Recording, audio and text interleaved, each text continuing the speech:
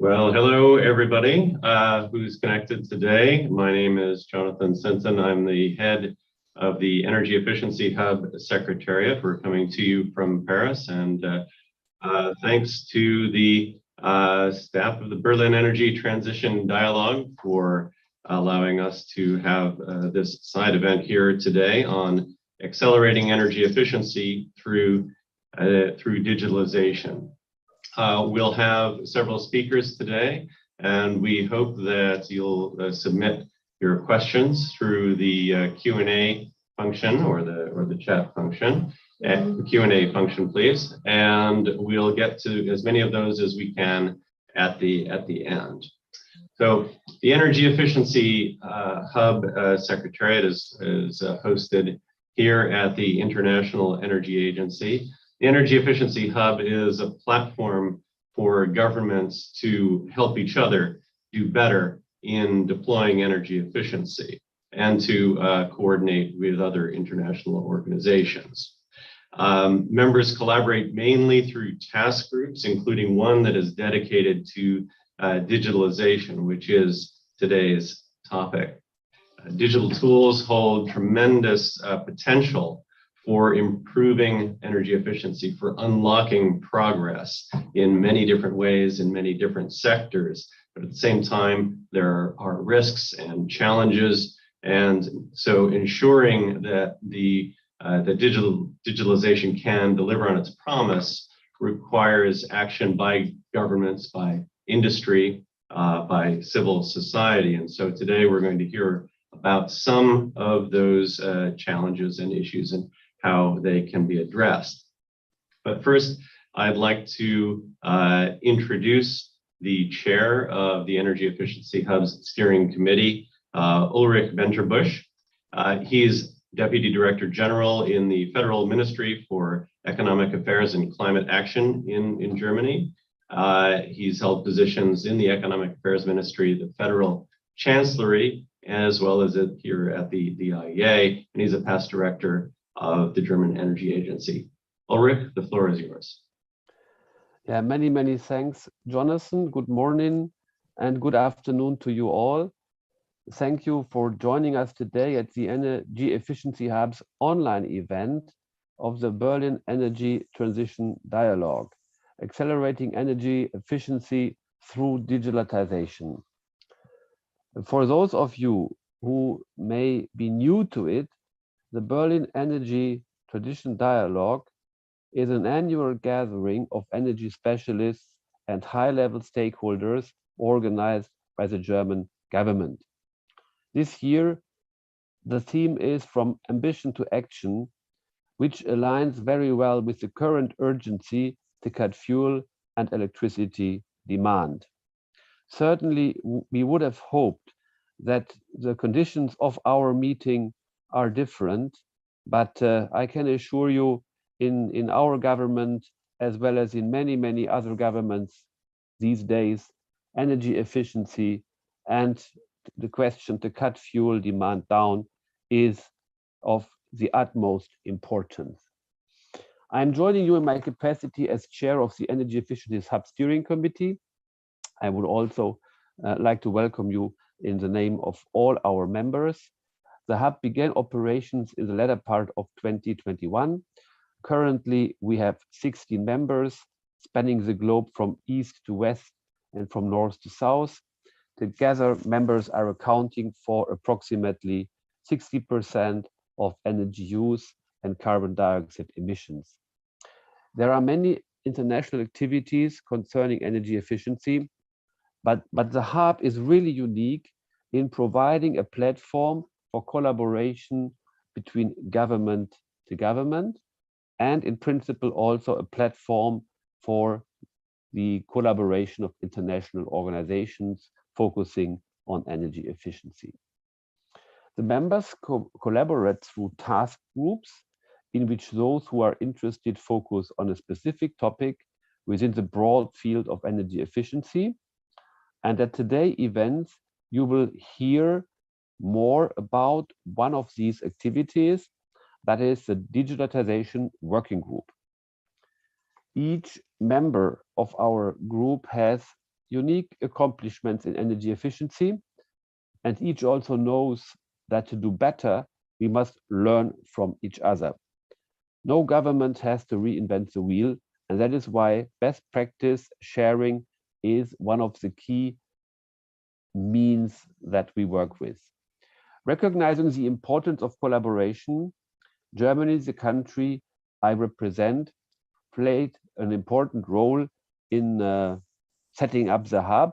Actually, it was an activity and an agreement that we discussed at our G20 summit in Hamburg, where we also got the mandate to organize this new group. We also know it is not enough for members to do well in energy efficiency. To meet global challenges requires all countries to do better, and working in concert with international organizations, the hub will strive to share its work more broadly and learn from others. You have heard that from Jonathan that the hub is hosted at the IEA. That was very important when we designed the structure of the hub, because we wanted to create synergies between the ongoing work of this established and well-known international organization and profit from it. And as things develop, it is really a pleasure to see how well this works. The IEA also oversees a number of country-led technology collaboration programs that the hub seeks to coordinate with as well. We will also hear about a particularly important one in the digitalization space later in the program. eDNA is it called, the Electronic Device and Network Annex of the Energy Efficiency End-Use Equipment TCP. Today, energy efficiency is on the minds of policymakers and citizens alike, as it is the key of reaching energy security and affordability. Digitalization, the topic of today's session, offers an opportunity to scale up the implementation of saving energy measures. The promise of digitalization has been recognized for some time, but now the technologies and the policies and regulation needed to make widespread use of them and reaching a level of maturity where they can begin to deliver on that promise. This collaborations that the IEA, EDNA, and the Hub's Digitalization Working Group seek to foster are as urgent as ever. This is a time to remember that energy efficiency can help lower demand while also putting us on a road to longer-term, deeper gains. Now would be an excellent time for those countries that are eligible to join the Energy Efficiency Hub take the next step. Who is eligible? The hub is open to all IEA members and association countries, as well as members of Clean Energy Ministerial. So there's a broad range of countries that qualifies for membership. Currently, we are in discussions with some that are planning to join, and we hope more will do so in the near future. Again, I would like to thank you for joining us. And now let us turn back to Jonathan, who will introduce today's presenters. Thank you very much, Ulrich. And we have three presenters today. We'll be starting with Vida Rosita, who's an energy policy analyst here at the IEA. She's leading the Energy Efficiency Division's work on digitalization, including how digital tools can improve policymaking and accelerate deployment. She's also leading the cross-agency digital demand-driven energy efficiency networks initiative, which aims to produce actionable tools and guidance. So, Vida, over to you, please. Thank you so much, Jonathan. Sorry if we could put up my slides. Thank you. So as Ulrich was saying, first of all, it's a pleasure to be here today and to give you an overview of the relevance of digitalization for energy efficiency. And as Ulrich was saying, we are facing unprecedented challenges. The increasing urgency to decarbonize our energy systems, the urgency to ensure energy security in light of grave geopolitical events, as well as the growing challenge of ensuring access and affordability to high-quality energy services. And as Ulrich emphasized, energy efficiency is at the core of all these objectives, and furthermore provides additional multiple benefits, including job creation opportunities, improvements of comfort, health, well-being, and productivity enhancement. But implementation is still slow, investments are far lower than they should be, and digitalization can potentially address some of the pervasive barriers to energy efficiency and can help ramp up implementation, and it can also help design more agile, targeted, and effective policies. Thank you, Sarah. So digital technologies can facilitate energy efficiency implementation across all sectors, as well as contribute to the efficiency of systems. Let's delve into how. Next slide, please, Sarah. When we hear about digitalization, sometimes it can be difficult to untangle all the hype and the buzzwords. AI, IoT, blockchain, distributed cloud, hyper-automation, everything as a service, multi-experience. Well, what does all these things mean, and what do we do with them? So it's difficult to untangle these from what are the actual functionalities, applications, use cases, opportunities, and the potentials that are relevant for energy efficiency. On a very basic level, digital technologies can provide us with data that we had previously only dreamed about, such as granular real-time data on energy use and the performance of assets. We can utilize this data, combine different data sets using advanced analytics to give us a basis for decision-making, taking into consideration the timing of energy demand forecasts, behavioral patterns, and the performance of different technologies and solutions. And by making energy efficiency opportunities more visible and tangible, and by monitoring the actual impacts of energy efficiency, the attractiveness and investability of energy efficiency can be improved. And furthermore, digital is opening up for whole new business models, which can further help counteract many of the barriers energy efficiency is typically faced. So next slide, please. So, and one of the most transformative potential impacts of digitalization is that it makes it possible to rethink from product level and asset level energy efficiency and energy efficiency policies to system-wide efforts.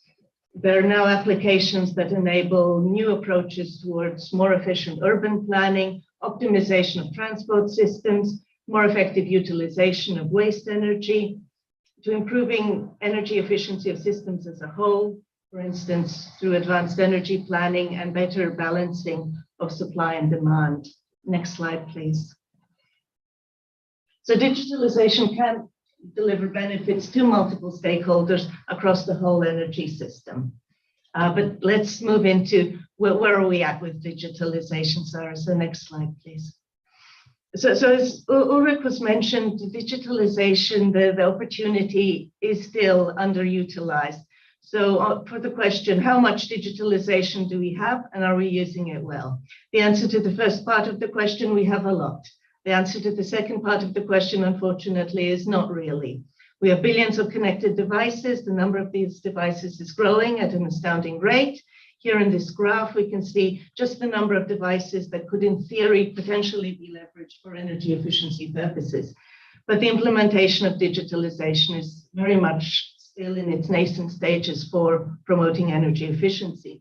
We are not taking full advantage of the technologies that are already deployed. For instance, smart meter data is rarely made accessible and is typically not actively used to inform energy efficiency policy making. And some research indicates that overall, when it comes to all those billions of devices and sensors that are collecting large and diverse data sets that could be useful for decision making, only 10% or less is actually being analyzed and put to use. If we jump to the next slide, please. So let's just quickly delve into some of the sectoral opportunities without going into detail.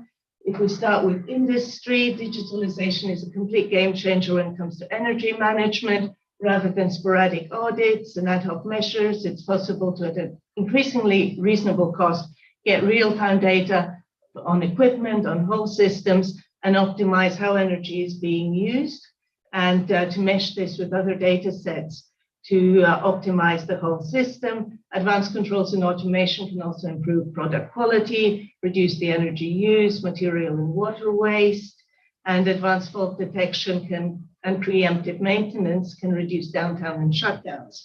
And digital technologies can also make logistics and supply chains more efficient. And interestingly, technologies such as 3D printing can enable the production of new types of materials, new types of products that can further facilitate energy efficiency across further sectors. If we jump to the next slide, please, Sarah. So quickly, just transport, again, many proven and promising applications, real-time guidance to shorten the time needed to find a parking space, something that is very painful in the city of Paris, and I think across many other cities, to intelligent transport systems that counteract congestion, reduce fuel consumption, eco-driving support, and systems that encourage the use of public transport, active transport, or ride sharing. If we jump to the next slide, sir. And so on buildings, we'll hear more about applications for appliances, equipment, and buildings later on today. There are a range of applications from improving the efficiency of individual appliances to whole homes or buildings, as well as wider system solutions such as automated demand response capabilities that can improve the efficiency of the power system. Next slide, please, Sarah. And so just to illustrate some further opportunities when it comes to energy efficiency implementation in the built environment, here's an image of a digital twin of London developed by University College London, which can help identify the worst performing buildings in terms of energy efficiency, as well as to help identify what kind of buildings retrofits are most needed in different districts. If we jump to the next slide. And here we can see where we should be targeting efforts when it comes to glazing, when it comes to wall insulation and roof insulation. And this can help us better target our energy efficiency policies and measures, and that can, in combination with other data sets, identify further opportunities, for instance, where to focus energy efficiency efforts to, for instance, counteract fuel poverty, which is currently an issue of increasing importance. Next slide, please. So as I was saying before, we're nowhere near capitalizing on the opportunity that digitalization can provide. But we do see some interesting trends. Here we can see investments in early stage startups on a growing trajectory and an increasing focus on energy efficiency and the use of digital tools to unlock this. We're also seeing increased investments from utilities in digitalization for energy efficiency, as well as from large telecom companies. Next slide, please. And to find out more about energy efficiency and digitalization, you could have a look at our recent market report, where we're exploring what are the opportunities, but we're also looking at how digitalization can widen the scope of energy efficiency. And that's one of the key projects that we're working here at the Energy Efficiency Agency, looking at how digitalization can help decarbonize and make power systems more resilient by leveraging distributed energy resources, such as demand response. And for this project, we will be developing actionable policy guidance, looking at what are the investment needs, what are the business models, the policies and regulations, as well as what are the technologies that we could leverage. And next slide, please. In terms of what we can do, we have a digitalization readiness framework that we're evolving into a deployment framework, just to highlight a few of the aspects to think about how to progress in this area. Building expertise and capacity within our administrations is absolutely crucial. Getting access to data and putting in place frameworks to protect and analyze data, as well as breaking silos and enabling more cross-institutional collaboration. And very importantly, taking advantage of opportunities for sharing and learning. Technologies are evolving at a rapid pace. It makes sense to find out what other countries, what other administrations are doing. And this is exactly what the Energy Efficiency Hub will be enabling. Next slide, please. When it comes to risks and challenges, there are many associated with digitalization. Just to mention a few, important to make sure that people are at the center of all measures and efforts, and to make sure that measures do not contribute to the digital or affordability divide. Furthermore, looking at the energy demand of digital technologies, and that's something that we'll also hear more about later, as well as the need to ensure focus on cybersecurity, especially when it comes to technologies that are deployed close to energy consumers. Next slide, please. And then finally, as Ulrich mentioned at the outset, the IEA is very lucky to have a broad network of technology collaboration programs. We have 29. Most of them are focusing on energy efficiency. Increasingly, all are also looking at digitalization. And we'll have the opportunity to hear more about the work of one of these technology collaboration platforms. Thank you. Thank you very much, Vida. That was a lot of material in a very short amount of time. And kudos to you for leading such a complex program. So next we'll hear from Dr. Hans-Paul Siderius, who is a senior expert with the Netherlands Enterprise Agency, where he's worked for more than 20 years.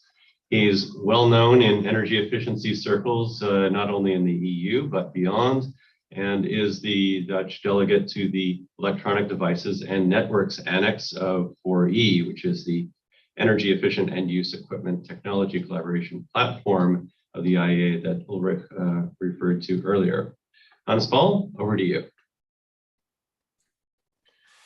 Thank you, Jonathan, for the kind introduction, and indeed for inviting Edna and 4E to this webinar, which indeed covers a very important topic, energy efficiency. I don't think that needs any further introduction, but the connection with digitalization is indeed becoming ever more important. And I want to give in the next 10 minutes or so to provide a perspective for, as you have indicated, one of the technology collaboration programs of the IEA, that is the Energy Efficient End Use Equipment, and of that the Electronic Devices and Networks Annex, on what is done in this annex on digitalization and energy efficiency.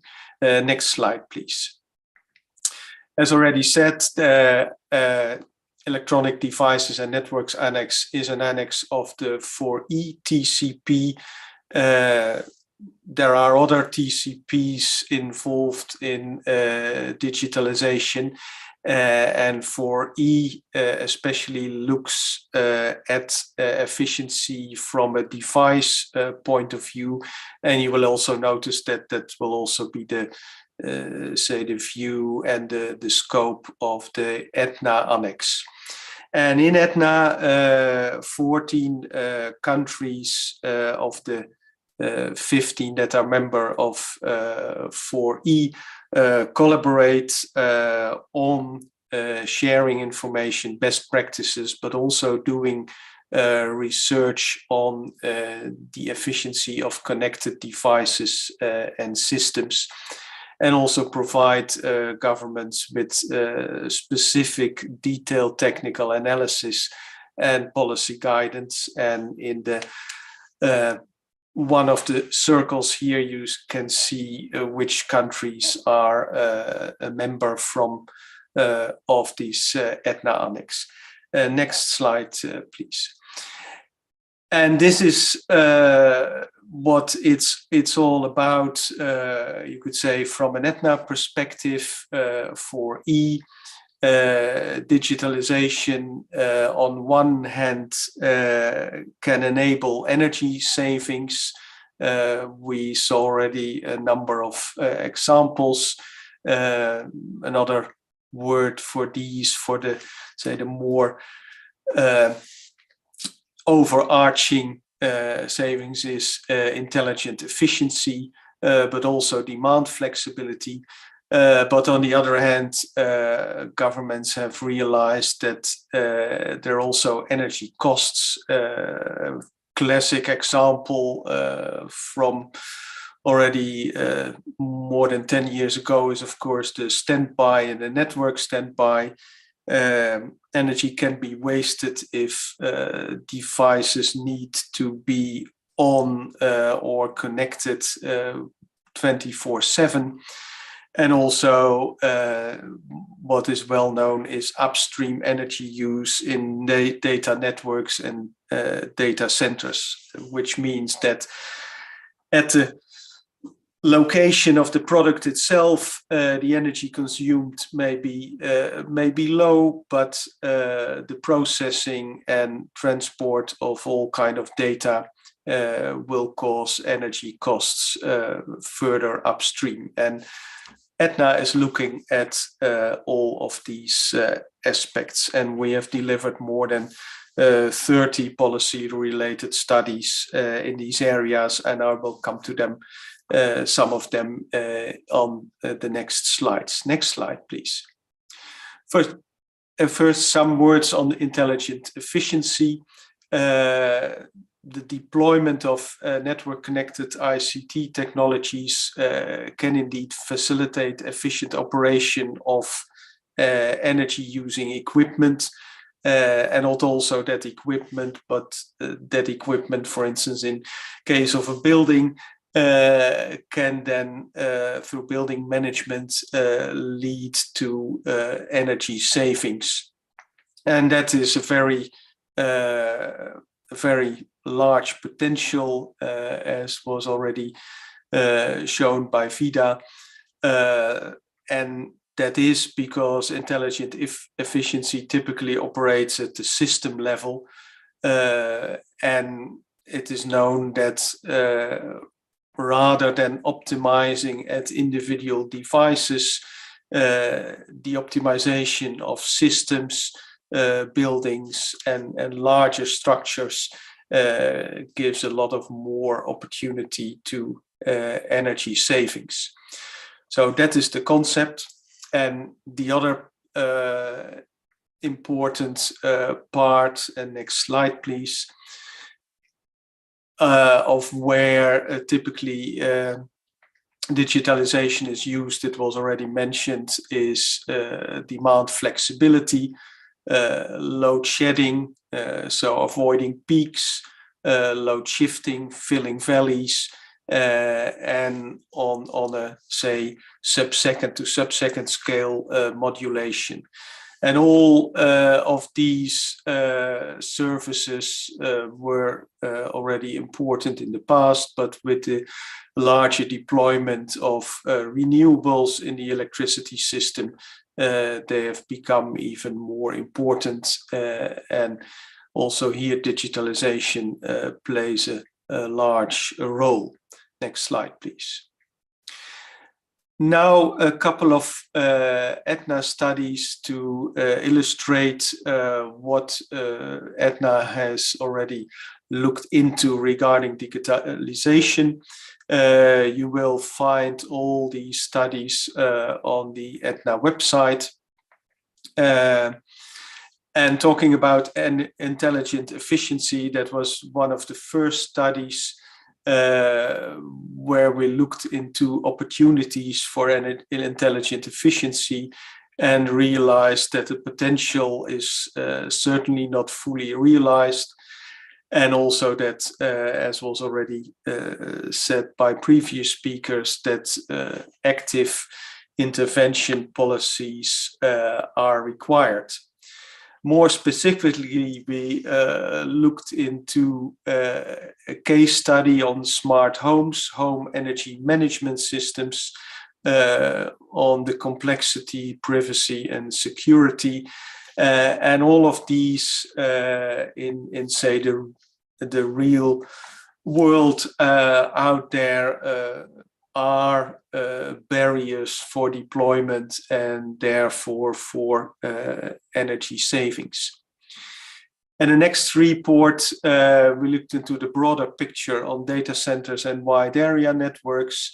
We see there a transition to a next generation, which means that the energy consumption of data centers and wide area networks is still relatively stable, but yeah, we need indeed to look into ways also there of being more efficient. Next slide, please. Some other policy, maybe a bit even more policy-oriented studies was a policy guidance for smart energy-saving consumer devices to stimulate and encourage these devices. And we also looked at a number of digitalization strategies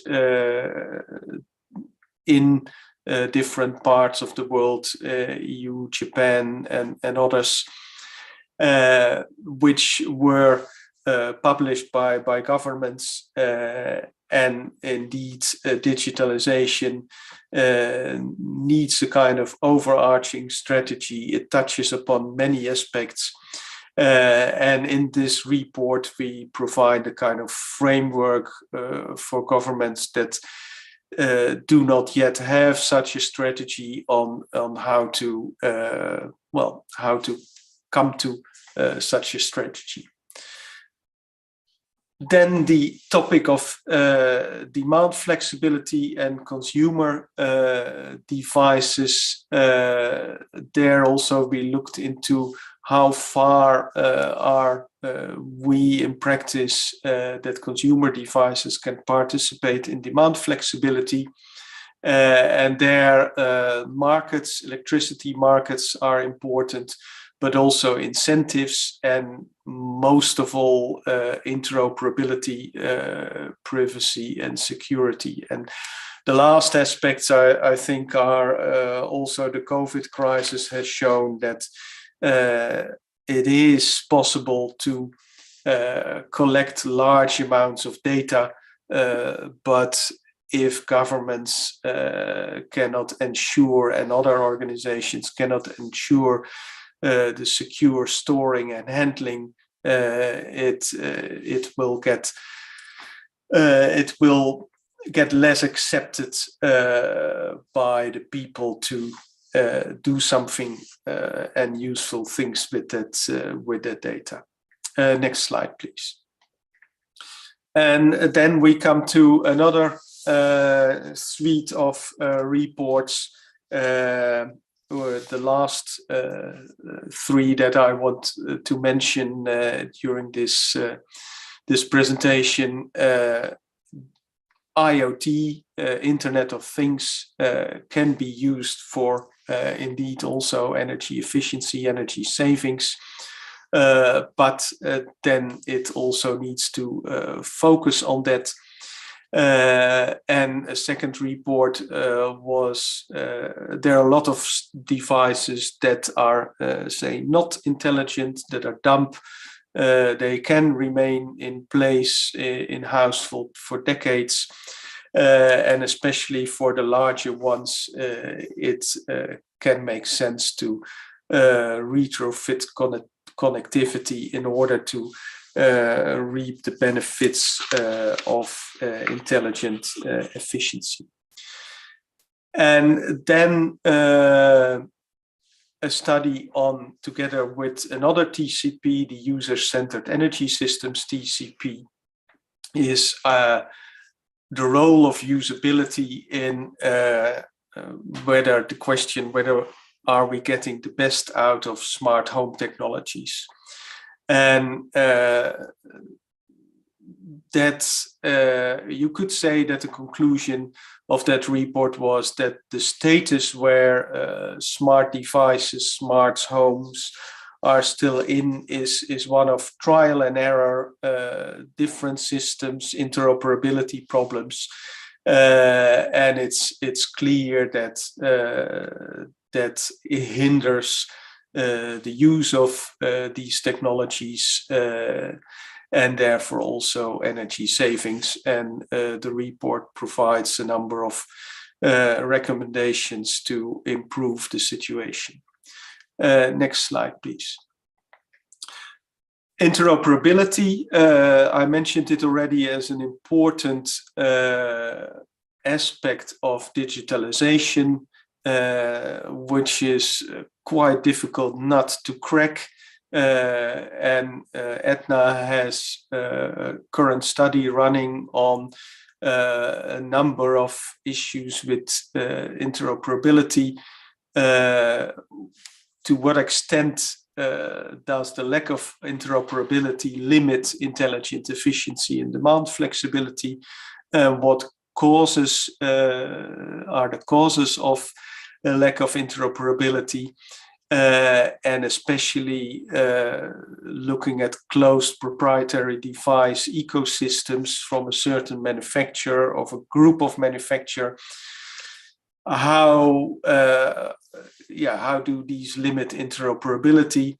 And of course, always an important question for 4E and also Aetna studies is what are implications for policymakers from governments, and how can they steer this in the right direction? And luckily, I must say that from standardization point of view, there is important work on interoperability and improving the situation, but that it still requires attention. Next slide, please. And then some words on the total energy model and the energy costs, in the sense that the kilowatt hours that are used in the digital, the digital sphere, both the end-use devices, the networks, and the data centers. And one of the other pictures was taken from the total energy model that Aetna developed. And if you would click on the link in this slide, which says total energy model, then you will be directed to the website where you will see one of the pictures that is also on the screen as an example, and where you can play with different device types that you want to look into, but also scenarios in what would the energy consumption be if you could improve efficiency or have policy measures that reduce the energy consumption of indeed devices, but also of data centers and networks. So this is quite an interactive tool which is available on the Aetna website, and which allows you to get some insight in how policies could work. And then the last slide, next slide, this is where you can find not only the total energy model, but the studies and the policy briefs. And below on this slide is my contact email address, but also the email from our operating agent of the Electronic Device and Network Annex, Steve Peletic. Thanks for your attention, and back to Jonathan.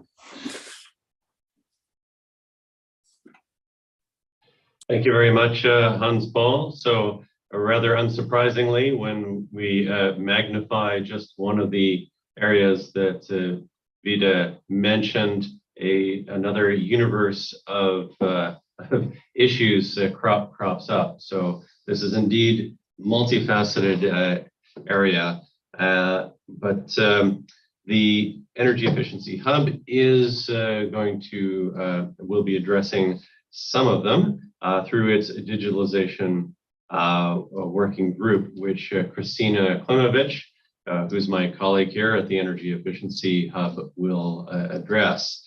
Christina was previously head of advisory and consulting for Global New Energy Finance, which she was in charge of a portfolio of European Commission funded projects that were financing sustainable building renovations. And prior to that, she was working on property assessed clean energy in the US. Christina. Thank you very much, Jonathan, for the short introduction. And indeed, it's a pleasure to be here and be part of the Energy Efficiency Hub Secretariat. We're a small team, and we hosted here at the IEA under the strategic leadership of this Hub Steering Committee, and of course, our chair, who has made introductory remarks. So today I'm really speaking on behalf of the Pacific Northwestern National Laboratory, the operating agent of the Digitalization Working Group. And specifically, the task group leaders are Alison Delgado and Vikas Chandan, who couldn't be here because it is very, very early in the United States today. Thank you, Sarah. So over the coming decades, can we go to the slide before, please?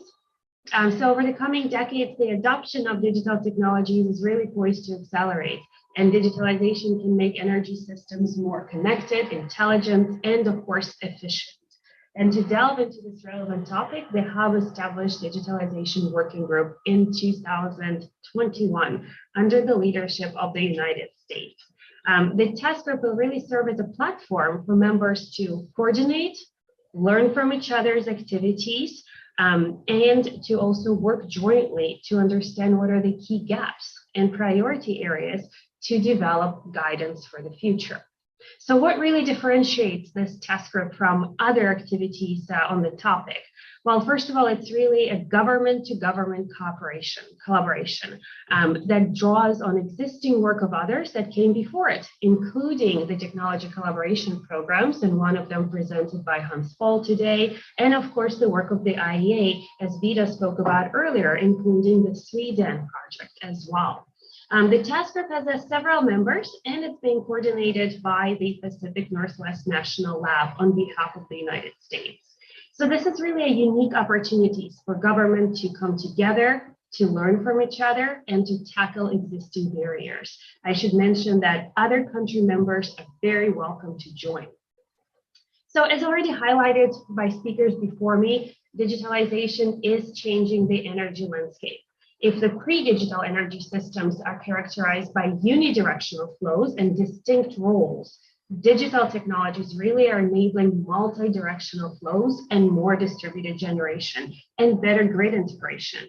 Digitalization is really a tool that can be used to accelerate decarbonization, also optimize energy efficiency, which is absolutely key and very important today, improve resiliency and reliability, and contribute to energy security. And this is the issue of data security has already been mentioned by both Hans Paul and Vida before me.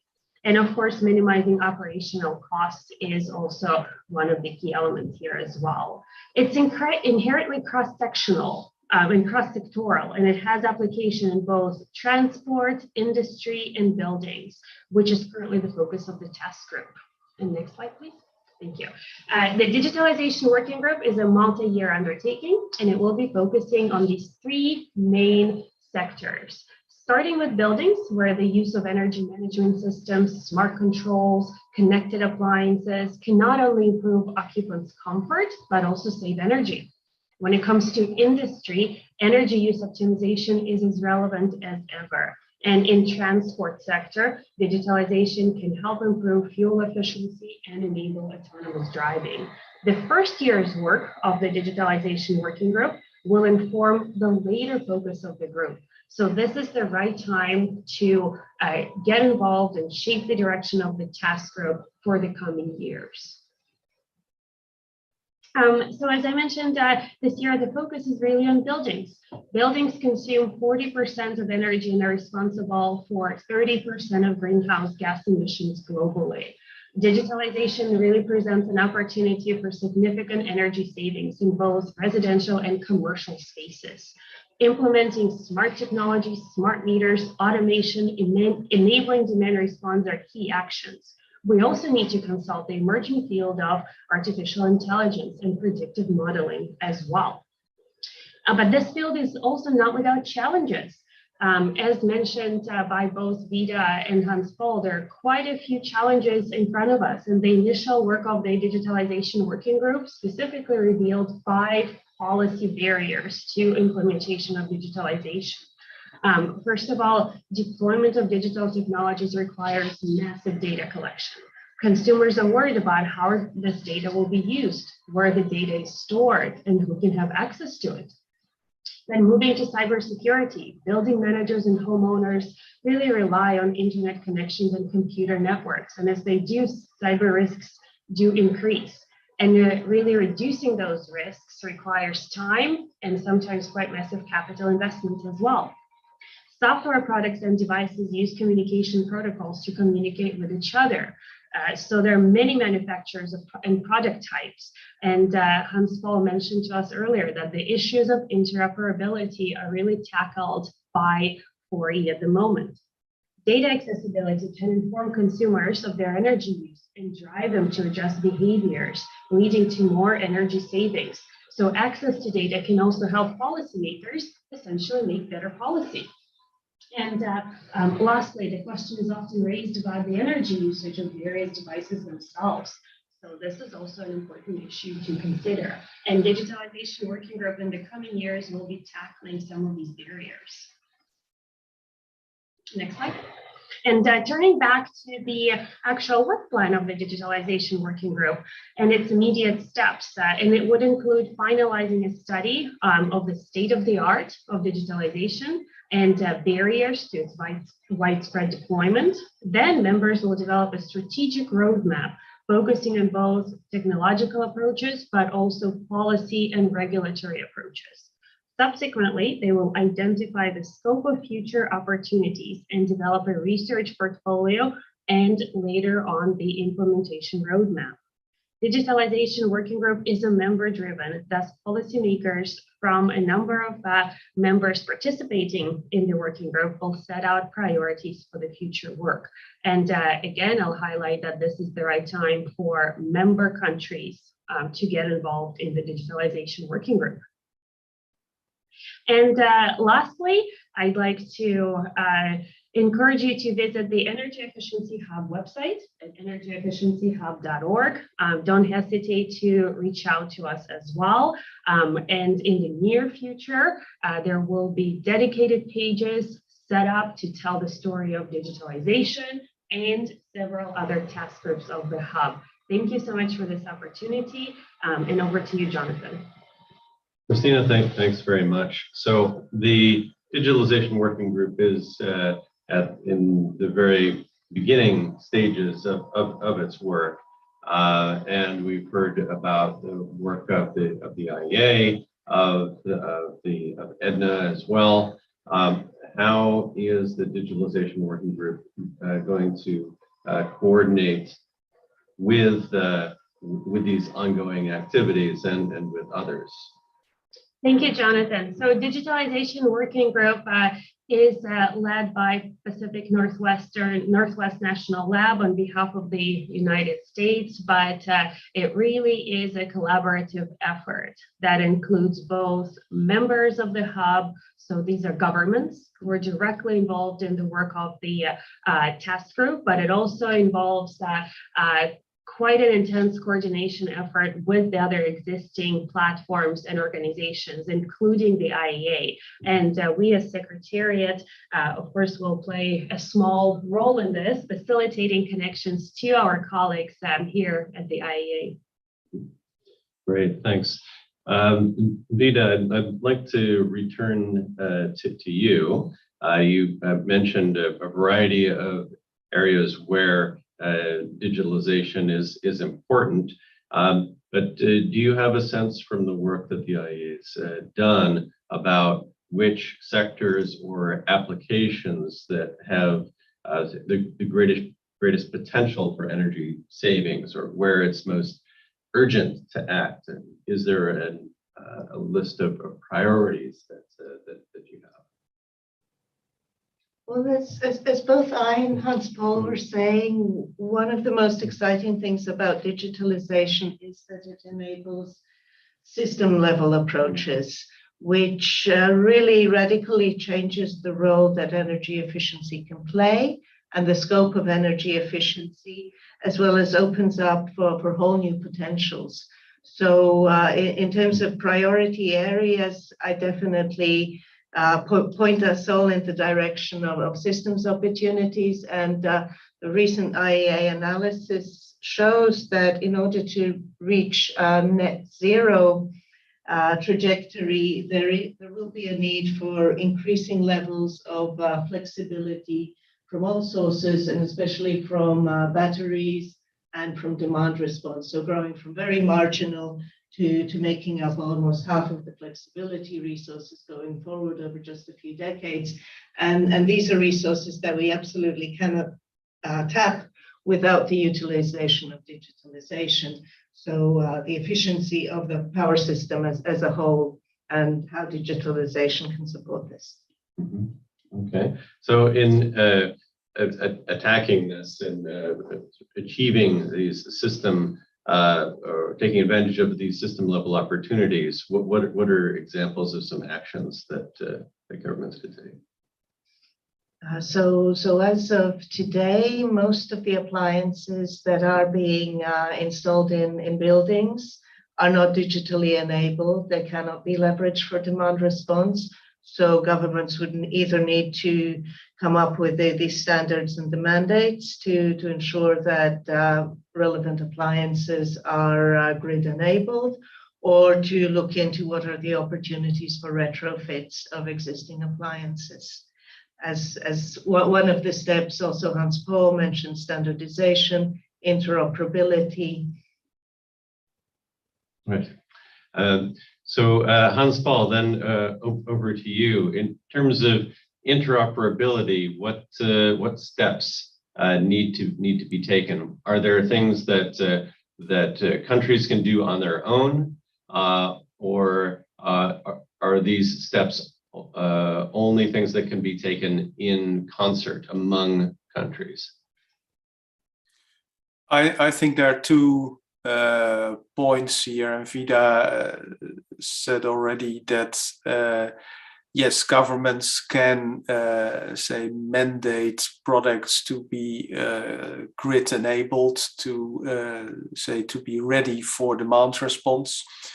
That is something that each jurisdiction can do. There are already examples, for instance, from Australia, where they have, piloted that with air conditioners, and that could be much more widespread. But then the interoperability question is, of course, not something that you want to leave to individual countries, because then you would get a multitude of different systems, which of course is not, it's against what interoperability means. So there you need standardization, and ideally that would be a worldwide effort.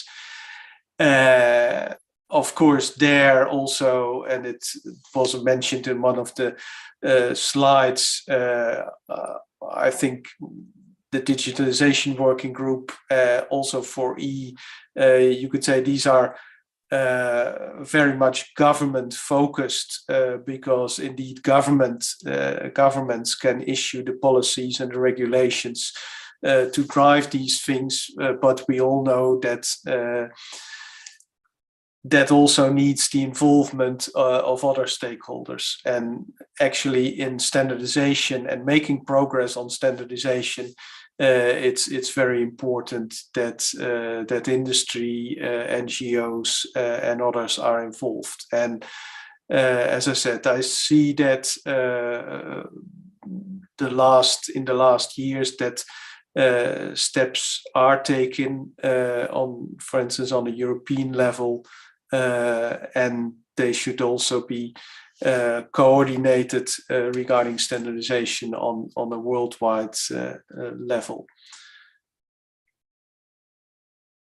Hans Paul, to what extent are the innovations in this arena for digitalization, are they driven by government requirements for interoperability or whatever, and to what extent are they driven by industry themselves? Is there pressure from industry to put out products that in turn requires government regulation?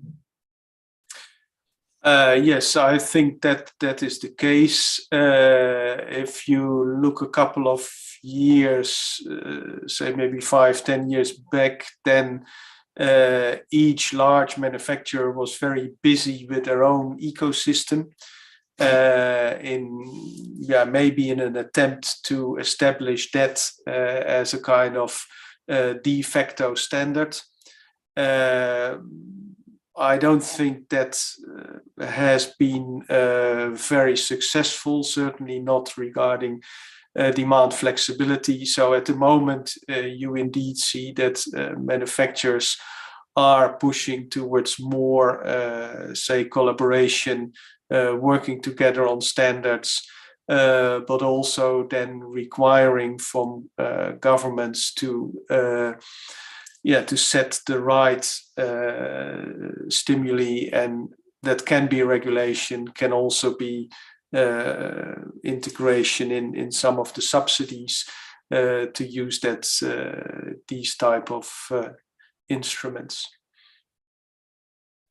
Thanks, Hans-Paul. So, Vida, coming back to you, some of the largest growth in demand in use of appliances is coming from emerging countries, some of which you're working with through 3DEN. What different issues do you find arising with emerging countries compared to the more industrialized countries?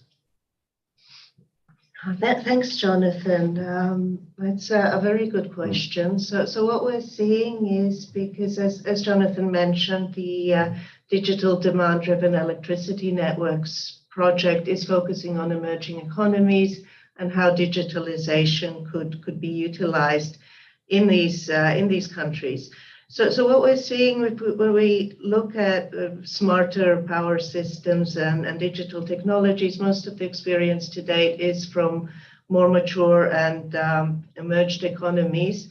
But what we're seeing is that there are different pathways and different trajectories that are starting to emerge in developing and emerging economies. There are interesting new business models that are digitally enabled and provide access to high quality energy services at affordable prices. There are opportunities when these countries are at stages where their power systems need to be built out, that they can invest in new types of solutions, for instance, microgrids and community energy projects that can bring down the costs needed for centralized grid infrastructure. And as you mentioned, Jonathan, cooling, absolutely a crucial issue to tackle when we look at what implications cooling will have on peak electricity demand going forward. And again, here, there are a range of smart solutions that could be utilized both to make cooling demand more flexible, but also leveraging digital technologies to optimize cooling comfort, but at a lower energy cost. Mm-hmm. Key issue, definitely. So there are, as you say, many different pathways to digital readiness. That this is digitalization is not something simply for wealthier countries. It's something for everybody, but it needs to be customized to the different situation. Okay, so we've looked at a slice of some of the many issues here. I'm glad we've had a chance to go into a little bit of depth on some of them, but for those who are watching who are interested to hear more, Hans-Paul, are there any upcoming events being held by EDNA, by 4E, that would be open to beyond the membership, that would be publicly open, that you might want to highlight here? Thank you, Jonathan. Yes, we regularly organize webinars which are open for others. So I would say, I don't know on the top of my head, but I would say check out the 4E and EDNA website. There's also the opportunity to subscribe to the newsletter, and you will be informed on all of these opportunities to learn from our work. Thank you, Hans-Paul, and I'm sure the IEA has something coming up soon as well. Well, I'll just jump in because we're just in the process of starting to advertise. So on the 12th of April, we are doing a joint webinar together with 4E EDNA, focusing on blockchain and what are the applications for energy, what is the associated risk in terms of energy demand, and what are energy efficiency opportunities for making blockchain more efficient. So please do join us. We'll have information about the event on the IEA website as well as on 4E website. Right. Well, as long as you're not talking about NFTs, I'll be there. And to stay current on our work again. Yeah, there are a couple of places where one can look to be updated on digitalization working group and the work of the hub. First of all, it's our website, energyefficiencyhub.org. But I also suggest following us on Twitter. We're at eehub.org, and we're streaming this event live right now through our YouTube on Twitter as well. And so we will be building out a digitalization working group page with more information and upcoming events, of course. If you would like to get in touch with the digitalization working group or the hub secretariat, the best email to use is secretariat@energyefficiencyhub.org, and we'll coordinate from then on. Great. Thank you very much, Christina. Vida, thank you to you and to Hans-Paul as well for excellent presentations. And thanks especially to all of you who've joined us today, and look forward to meeting some of you in person in the not too distant future. And that concludes our session today. Thank you very much, and a bientôt. Thank you very much. Thank you, Jonathan. Bye.